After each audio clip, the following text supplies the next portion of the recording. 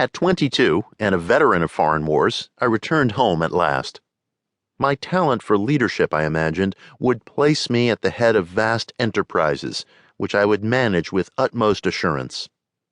I took a night law course and obtained employment as an investigator for a surety company.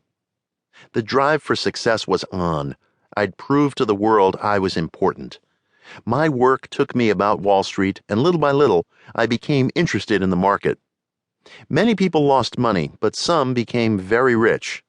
Why not I? I studied economics and business as well as law. Potential alcoholic that I was, I nearly failed my law course. At one of the finals, I was too drunk to think or write. Though my drinking was not yet continuous, it disturbed my wife. By the time I had completed the course, I knew the law was not for me. Wall Street had me in its grip. Business and financial leaders were my heroes. I failed to persuade my broker friends to send me out looking over factories and managements, but my wife and I decided to go anyway. I had developed a theory that most people lost money in stocks through ignorance of markets. I discovered many more reasons later on. We gave up our positions and off we roared on a motorcycle, the sidecar stuffed with tent, blankets, change of clothes, and 3 huge volumes of a financial reference service. For the next few years, fortune threw money and applause my way. My judgment and ideas were followed by many to the tune of paper millions. Meanwhile, my drinking assumed more serious proportions, continuing all day and almost every night.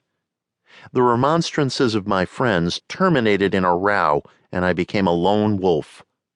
There were many unhappy scenes in our apartment. I began to be jittery in the morning. Abruptly, in October 1929, hell broke loose on the New York Stock Exchange. After one of those days of inferno, I was finished, and so were many friends. The papers reported men jumping to death from the towers of high finance. That disgusted me. I would not jump. I went back to the bar. My friends had dropped several million. So what? As I drank, the old fierce determination to win came back.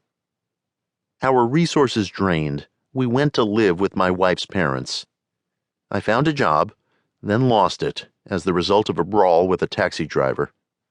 Mercifully, no one could guess that I was to have no real employment for 5 years, or hardly draw a sober breath. My wife began to work in a department store, coming home exhausted to find me drunk. I became an unwelcome hanger-on at brokerage places. Liquor became a necessity. Sometimes a small deal would net a few $100s, and I would pay my bills at the bars and delicatessens. This went on endlessly, and I began to waken very early in the morning, shaking violently. A tumbler full of gin, followed by half a dozen bottles of beer, would be required if I were to eat any breakfast. Nevertheless, I still thought I could control the situation, and there were periods of sobriety which renewed my wife's hope. Gradually, things got worse. The house was taken over by the mortgage holder. My mother-in-law died. My wife and father-in-law became ill.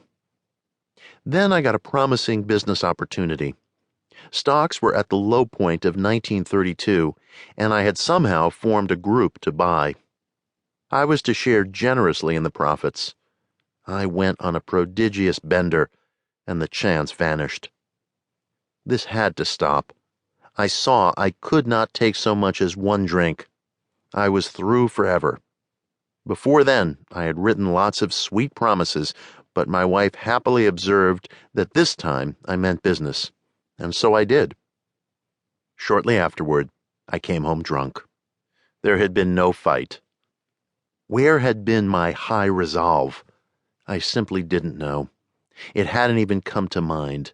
Someone had pushed a drink my way, and I had taken it. Was I crazy?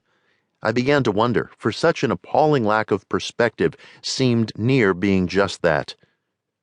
Renewing my resolve, I tried again. Some time passed, and confidence began to be replaced by cocksureness. I could laugh at the gin mills. Now I had what it takes. One day, I walked into a cafe to use the telephone.